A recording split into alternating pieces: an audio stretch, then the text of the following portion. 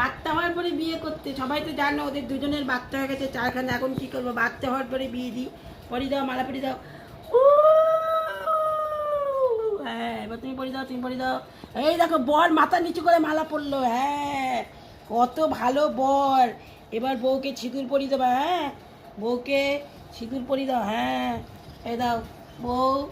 হ্যাঁ, ও বউ, ভালো করে থাকবা কিন্তু, আজকের থেকে তুমি আমার বউ। আমার বাচ্চার মা আগেই হয়ে গেছো।